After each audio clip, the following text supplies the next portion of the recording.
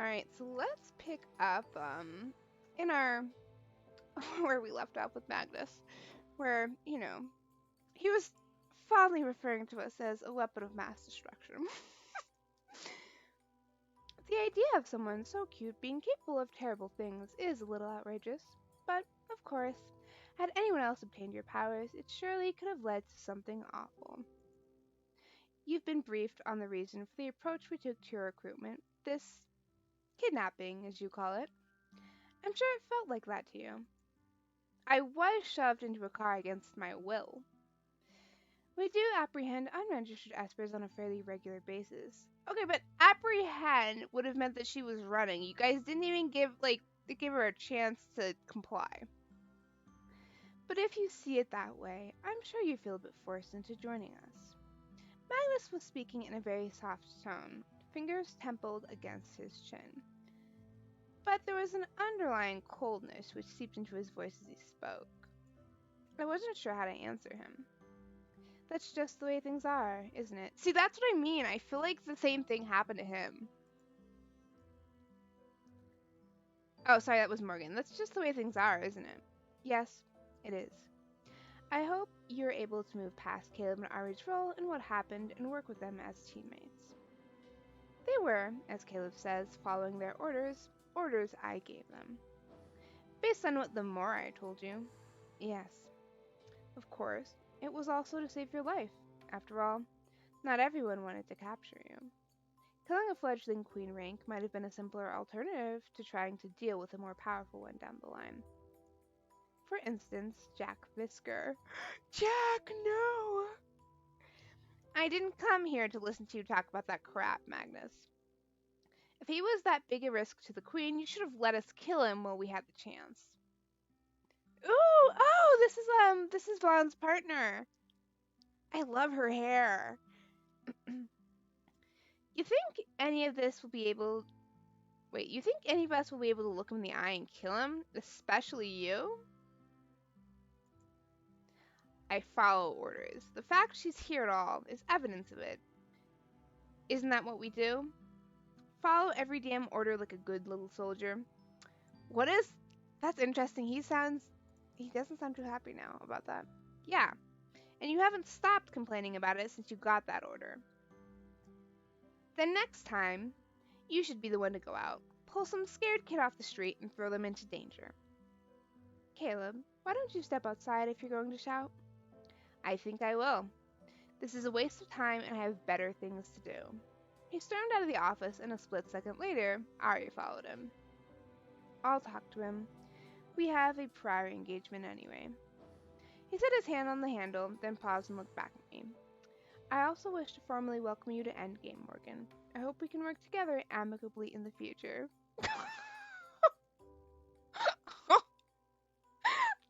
Why is he so formal? I think it's adorable, but... Oh, how unusual for the taciturn Ari to give you a personal welcome. You two get along surprisingly well. I don't know about that. No need to be shy about it. You must have made quite an impression on him already. I wasn't sure how to feel about Magnus. He wasn't at all what I was expecting. That's the thing, too, and I feel like it's because maybe he's not alone. Because he acted very different when we met him on the street versus how he's acting now. Why don't the rest of you wait outside as well? I'm sure you all have other things scheduled for today, and I was planning to spend some time alone with Morgan anyway. The 4 remaining members of the guard shared a quick look. Magnus's 3 members filed out, but Vanessa came to the desk and leaned down between us. You better behave yourself, Magnus. You upset Morgan, and I'll make sure Mara gives you hell for at least a month. Aw, thanks, Van. Or Vaughn. I keep switching between those 2 names. That's harsh, Vaughn. All I wanted to do was talk to her for a little while. She strained and started out, setting a hand on my shoulder and giving it a gentle squeeze as she passed me. I'll be right outside. Don't let this guy bully you, alright? And she walked out, leaving the 2 of us alone. Magnus stood as well, but he walked to the window, looking out with both hands clasped behind his back. How do you people know Jack? Caleb and Ari seemed weirdly familiar with him. Oh my gosh, he used to be a member of Endgame. I had a feeling with the way that they were talking about him, um, and talking about how Caleb wouldn't be able to shoot him. He neglected to mention that. He would. He might say he defected, or you might say he defected to Crimson. Crimson, he said he was a member of the court. And you believed him? I glared at him when he gave me an infuriatingly patronizing look. Okay, so Jack did lie to us, like, multiple times. I am so disappointed. I had no reason not to. He wasn't the one who kidnapped me. I can see it will take some time to move past that. No, you don't think, Magnus. Regardless of what I know now, whether or not I believe Jack was based on what I knew then, which was that Caleb and Ari took me against my will. I won't apologize for the decision we made, Morgan. Well, you should, Magnus. Most arrests are made against the person's will, and while arrest isn't the correct verbiage either, it was the right thing to do, and it likely saved your life. Well, Magnus, as the saying goes, sometimes the right thing to do isn't always the right thing to do. The worst potential future for you was the one we found. What? Wait. The worst potential future for you was the one we found what was left of your body and delivered news of your death to your parents. I'm not asking for an apology. I am, though. I am. Then what are you asking for? For you to stop patronizing me. Very well. Morgan, part of the reason the council and I were so intent on making sure no one else got to you first is that we desperately need your abilities. Crimson acquired a new queen 3 years ago, and we've also recently learned a group known to us as the Host has a queen of their own. Okay, so they needed us to even the playing field, is what Magnus is telling us, which is just great. The Host, a shadowy organization with murky goals. The group known as the Host is thought to have been around for a while, but it's been within the last year that they've started getting traction. Possibly due to the skill of their new leader. They usually pop up when espers are involved, and many rumors swirl around who they are and what they want. The only thing that is certain is that this group's members behave strangely and have unusual abilities. This has led some to believe that they have something to do with F-class espers. In some circles, rumors swirl about the possibility of some sort of esper revolution or takeover. The most dismiss these as nothing more than bizarre conspiracy theories. So I'm wondering,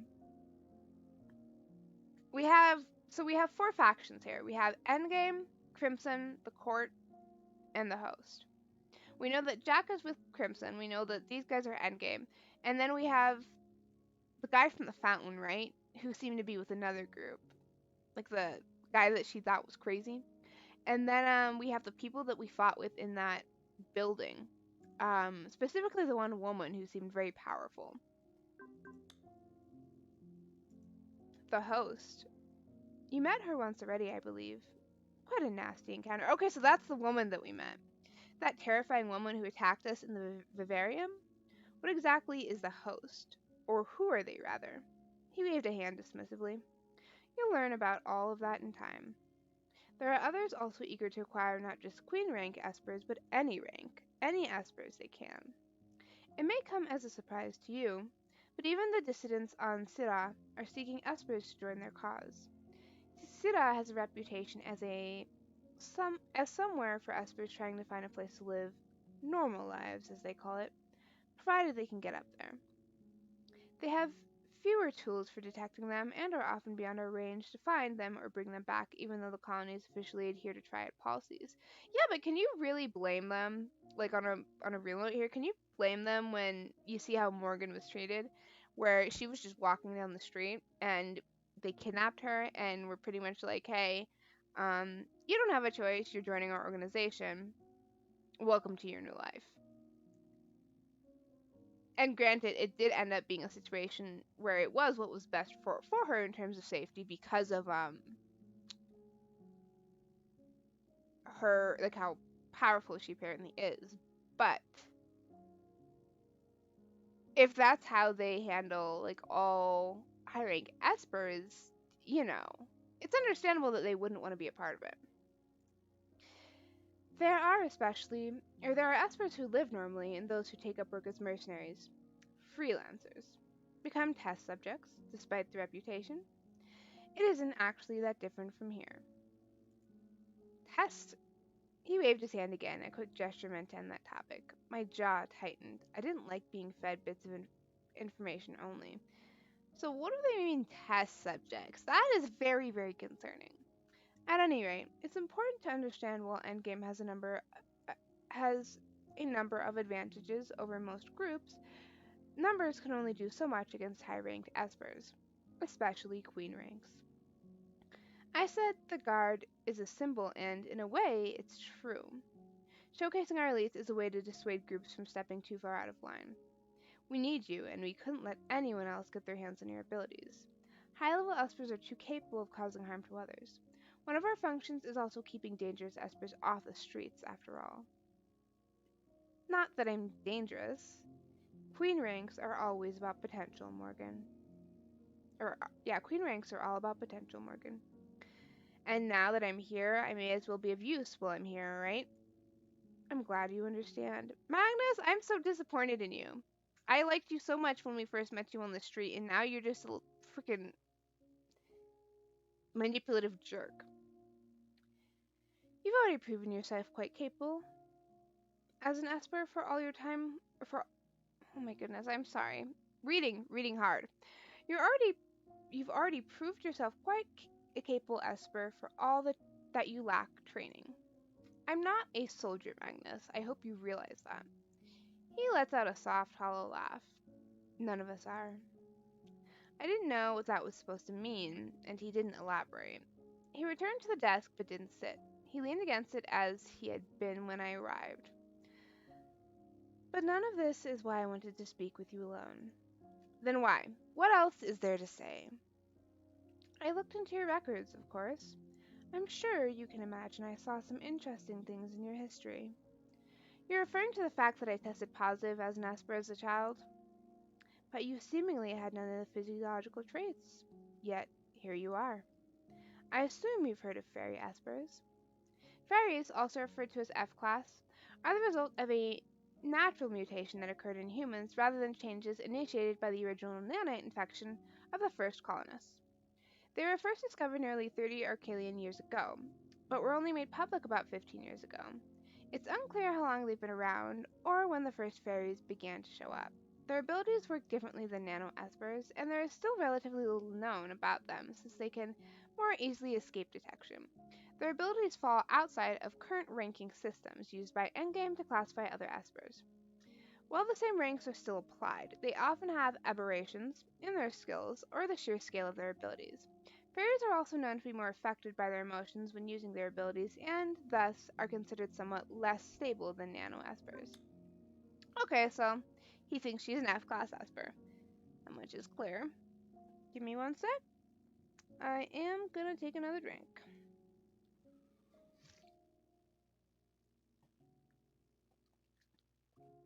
So, on a side note, I was reading reviews for this game, and this was before I had even played Changeling, because I had played the demo.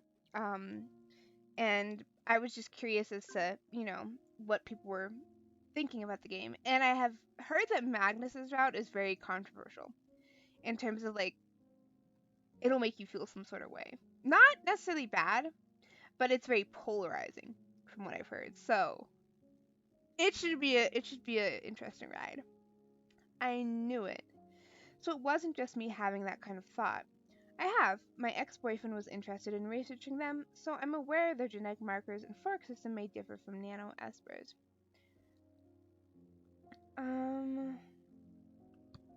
Yeah, okay, I think I don't remember if we've gone over this. These are espers that developed as the direct result of our collis nanites altering human physiology to be able to utilize the nanosystem's functions. Also called N-class espers, they've been around since the earlier days of settlement on the planet, first appearing only a few years after ships arrived, though no one was really aware of it until the Civil War because they were so uncommon. Their abilities are well understood and fall into a series of strictly defined ranks based on the type of skill they display as well as their EA scores. The current system of ranking and scoring espers is based on the N-class esper type, and they remain the most prevalent type of esper on our call list. Trent Erickson, correct? Oh, I was waiting for him to come back up. How did you know that? His records showed he shared your address for around 6 months, though it was over a year ago, prior to his leaving for Syrah. It's an interesting connection. I was rather surprised to discover it. What does that mean? Mr. Erickson is one of the few researchers who will come here to the headquarters in a few weeks to have a look at our research archives. Trent is coming here? He is scheduled to. But, of course, I suppose it depends on how the situation on Syrah continues to develop. At any rate, that's besides the point for now. Was Mr. Erickson aware that you were an Esper?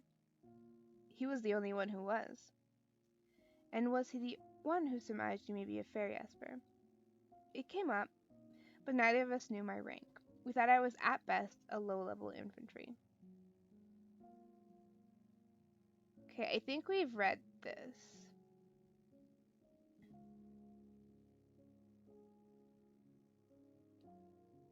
Yeah, I think we've read this. Hang on, I'm just gonna make sure. Yeah, I remember this. He believed it was possible that, because I tested positive before there was much information on F-class espers, they wouldn't have known what to check for, so I managed to escape detection. Even now, with more information on them, fairies can escape detection. We still don't have a method to consistently identify them. By the time the methods we do have were publicly available, you'd fallen through the cracks. That was Trent's theory as well, assuming I am an F-class. It took multiple attempts, but Dr. Sasaki confirmed it personally. I'm sure you can imagine his interest. Ugh. I could imagine, actually.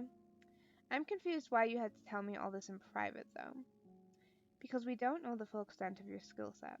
Fairies often have abilities which fall outside the skill of nano-espers. Their abilities are much more driven by emotion, so they're considered less stable. Unpredictable. You aren't the only one in Endgame, nor the only one in the Guard, but I would encourage you not to broadcast your status to others. I don't want to hide who and what I am. You did it quite effectively until a week ago. Then maybe it's time to stop. You'll find it easier, I think, if you keep it to yourself. Are you speaking firsthand? He laughed at that. Hardly. But I suppose if you wish to talk to someone with personal experience, you can ask Ari about it. Ari is an F-class Esper? If you want to know more about it, you can ask him yourself. At any rate, that's the end of the difficult things for now. Moving on to other subjects. You'll begin training as soon as I've decided on a personal instructor for you. We'll issue you a uniform, a training schedule. Oh, and you can think of a code name for yourself as well. A code name? What a sudden change of subject. Correct. Other king-ranked espers can monitor even our secure communication channels, and we don't always want Crimson to know who is being sent where. Besides, they sound fun, don't they? Do you want to guess what mine is? It's so interesting how he flipped. He was so serious before, and now he's back to this sort of like playful personality that we first met him as. Not really. I can't imagine how I'd have any idea what it could be. You're almost as little fun as Caleb. I take that personally, sir. Are you comparing me with him to annoy me? Is it working? Yes. He laughed and came to me, crouching in front of where I was sitting. I think we will get on well, and you'll find yourself fitting in here in no time at all. Stick close to your guard, Morgan. They'll keep you safe, teach you what you need to know, and help you find your way here. He straightened again. I believe Vanessa said she'd be giving you a tour of the facility today. Ah, yes. Make sure she shows you everything. Have fun! The way he switched from unassuming and teasing to serious and then back again made my head spin. Yeah, see, that's what I'm talking about. My dad was a bit like that. He was always so serious and focused when working, but was a bit of a prankster the rest of the time. But with Magnus, it was particularly dramatic. I wasn't sure what to make of him. Magnus dismissed me soon after when I found Vanessa waiting for me outside his office. I think she could tell I was overwhelmed, because she suggested something to eat before our tour, and we soon found ourselves heading to the lounge. Yeah, the Jack situation is tough. I know you probably think Caleb is some horrible guy, but a lot of why he's so frustrated has to do with Jack. They were friends for years before Jack left the group, studied under the same mentor, planned to make first guard together, then Jack left. Obviously, Caleb felt betrayed, and let's just say, he holds grudges. He gets cranky when Jack manages to pop up again. And I'm sure he's also relieved every time we find out Jack's still alive. And that probably makes him angrier. Sounds like they have a complicated relationship. Well, it's not your fault either way, so don't worry about it. I hope Magnus didn't unnerve you too much. He can be a little eccentric. I've met Stranger, to be honest. Oh? And where were you meeting all these eccentrics? School? Don't sound so surprised. Some of my professors were more than a little eccentric. That is so true. Just saying. I had a professor in college who would smoke tobacco, like people do with cigarettes, but he would smoke it through one of those big pipes like you see in Lord of the Rings that like Gandalf has. And he was like a physics teacher. He was so funny. And classmates. I have a hard time imagining a bunch of school kids in New Albion. Wait. We're so eccentric. Just about everyone becomes eccentric after a few weeks of no sleep because of an upcoming exam. Vaughn had a way of making everything feel normal and manageable again. Spending some time talking to her was a relief. I like this room. I think this is where Ari took us the first time, right? Are you ready to take the tour I promised? This was the first place I was going to bring you, anyway. The lounge? Hey, we avoided coming here last night. But when we don't want to cook for ourselves, we usually have dinner here. It's good to know where basic things like this are. I suppose you're right. There's a large mess hall on lower floors, but mostly low-ranked agents eat there. Well, the food down there is free. Here you have to pay. Hey, Hey, Vaughn. Showing the newbie queen around the place? Wow. I have to say, really quick, I love the diversity. Here. Like, it's something that I've noticed is lacking in a lot of other games. So I do really appreciate it. Well, we've been getting a lot of stares since we arrived, which I assumed was because people probably knew who I was. No one else had approached us, until these two youngish-looking people decided to come over. Both wore white, black, and gray uniforms. Yes, I am. But she has a name, and it isn't Newbie Queen, so maybe learn it and start using it. Sorry, I didn't read the report. It's Morgan Leon. I'm Birdie, and this is Casey. Okay, so which one is Birdie and which one is Casey? It's nice to meet you two. They looked younger than me, maybe in their early mid-20s. How are you liking Endgame so far? I need like different voices for these people, but my throat hurts so much. And I don't have any idea how to change their voices. So for now, we're just going to read them normally, and I may add in some distinct voices for them as we go through this route and other routes. I don't know yet, really. I spent most of my time here in the medical ward. These two are still junior agents. Casey's a bishop, while Birdie's a rook. Junior agents are rookie endgame agents newly graduated from the academy and who wish to go in the combat division for field assignments. Most junior agents have a period of time that functions like a residency, where they are still required to train under the direct supervision of a qualified agent. They do not do fieldwork on their own and cannot form teams with only other junior agents. Junior agents graduate to become a full agent only after their mentor decides they've shown the capability to handle fieldwork. Most junior agents get only low-level assignments, such as short-term escort assignments and the like. They are rarely put into extremely dangerous situations unless it is needed. That's impressive. I know ranked agents work hard here. You're the one who's impressive. I heard you unleashed a cyburst, which destroyed an entire city block. What? That's why you were in the medical ward so long, right? I thought it only destroyed the building. Oh, okay. I would call that a slight exaggeration. Correct. She only knocked down a single building. Thank you, Vaughn. That's amazing. It was actually terrifying. I wish I could have seen it. I still struggle with even cybursts. Only because you need more practice. Not all bishops can specialize in telekinesis like you.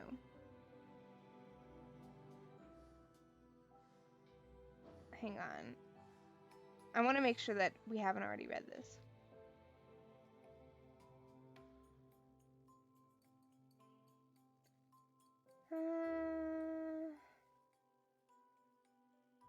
Just in case, I will read it. My throat is killing me though. I may end this episode a little early because it's just like, it's pretty rough today. The ability to affect the physical world without physical interaction. Telekinesis is another ubiquitous ability for espers. Generally speaking, those who have an EA score above the planetary standard are capable of at least mild telekinesis. Though some classifications of espers, such as bishops and queens, specialize in high-level telekinesis, it can be used by all ranks and all classes, even low-level espers.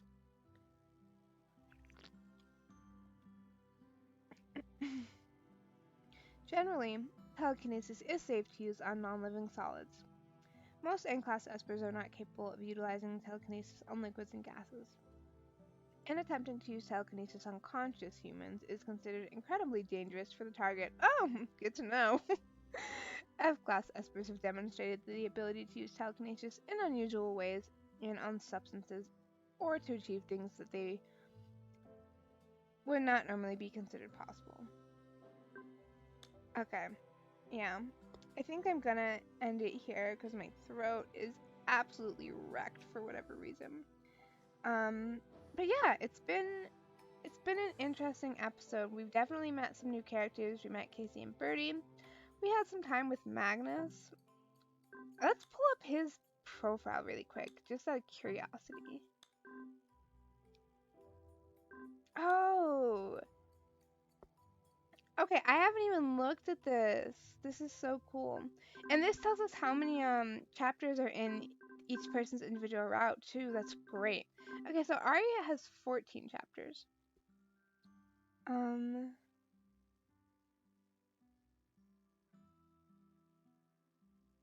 So these are all the different choices that we're making. Let's see.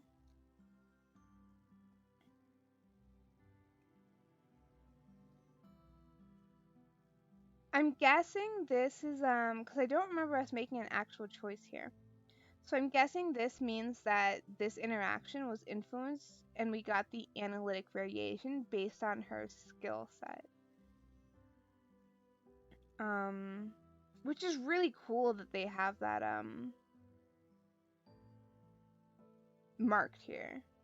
Because then, you know, if you want to go back and replay it and see what it's like when MC has different personality traits, you can just look at the flowchart. Huh. Okay. So, sorry, I got sort of sidetracked there. Let's check the common route really quick.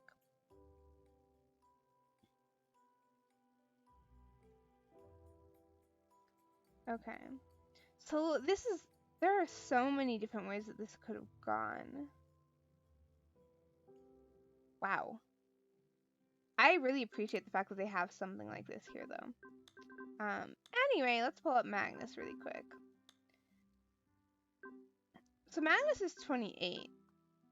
Is he the oldest, I wonder? Forgetful and teasing, Magnus is the public face of Endgame and the de facto commander of its Esper force. Endgame's council, the true leaders of the group, view him as little more than a figurehead. He was born into Endgame? Wow. He was groomed for a leadership position from a young age. As Endgame's head, he's seen and lost many important things. He seems to cope with it, but sometimes reveals a darker, more ruthless side to his personality that causes those close to him to worry for his future. Okay. So he sounds like he's sort of on this moral precipice of, and he reminds me so much of Corbin from Changeling, because they both like have this sort of two sides to them, where they have this sort of carefree, playful side, and then they have this like deeper, thoughtful side that can sometimes be a little dark and at times like a little bit calculating. Let's see if we have. We still don't know anything about Lance, but apparently that's what he looks like. I love his hair. Jack. Jack, you and I are gonna fight when we get to your route. I am still so mad at you. So Jack is smooth talking and an outgoing flirt who's not afraid to be upfront about what and who he wants. He has a tendency to be reckless, a trait that has got him into trouble on more than one occasion. Jack was raised by his sister on the streets of Delphine's worst slums. The two were taken into Endgame when he was a child, but he left when he was an adult. You mean defected. Now we understand sort of a little more about that statement. He currently works as a part of Crimson and is one of Kaisa Fianchetto's closest allies and friends. I wonder why he left. You know? Caleb. Caleb is an intense individual that often comes across as brusque and even outright rude. Even so, he is serious about his work and will willingly throw himself into harm's way to protect others. Having been at the organization a long time, Caleb has seen some of the worst Arcalis has to offer. He's lost many friends along the way, and it's possible his thorny demeanor is just a way to keep others at a distance so he doesn't have to care about more people he may one day lose. You mean like Jack? Because we did find out a little more about that. Oh, I love his neck tattoo. Can I just, yes. Like, I'm living for that. Let's read it. I don't even know if Kaisa is going to be in this route. We still haven't met him yet. As the son of Crimson's leader, Kaisa is unable. Oh, he's the son of Crimson's leader? Whoa. Kaisa is unable to show any sign of weakness, whether in the form of soft emotion or lack of conviction. Some people believe him to be as brutally ruthless as his father, Keres, while other allies of the cutthroat group see him as a weaker and more inferior heir to the family than his brother Deimos would have been. So I'm guessing his brother died, since that isn't a past tense. He keeps his opinions and plans close, and not many people know what he's thinking or how he feels about various goings on within the organization. He looks so young. He's only 23. Yeah, I'm worried for his route. So we've read through all that. We read through that. I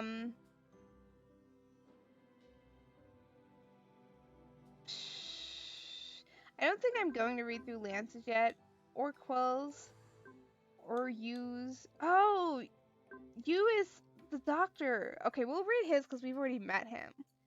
I didn't, because he's always been referred to as Sasaki, and that's it. Though well known for his eccentric behavior as the head of Engame's medical division, Yu remains popular and well liked among his peers. Yu was born. Why do they have born in quotation marks? On New Terra. But he was relocated to the surface and inducted into Endgame as a young teen when he settled in quickly. Or where he settled in quickly. Raised in the organization, he eventually became a bright, friendly child with insatiable curiosity. He went into medicine and, despite his young age, rose to the top position in the medical division. So is Yu not human? Because, like, yeah, the way that they say that, you know? But, like, look at him and Caleb. Oh, no, never mind. I guess they don't look as similar as I thought. For some reason, I thought they looked more similar. Okay. So we're going to leave Quill and Lance alone since we haven't even met them. But that's everybody else. Alright. So for now, we are going to go ahead and end things here. Um, but yeah, I'm excited to learn more about everyone. I'm a little. I'm not gonna lie, I'm already scared from Magnus's route. But other than that, I'm excited to learn more. And like I said, we're still at the very beginning. Let me pull up that flowchart one more time. We're only on chapter 3, and Ari's route has 14 chapters. So, I mean, we're still digging our feet in. But yeah, anyway, I hope you guys enjoyed the episode, and I will see you next time.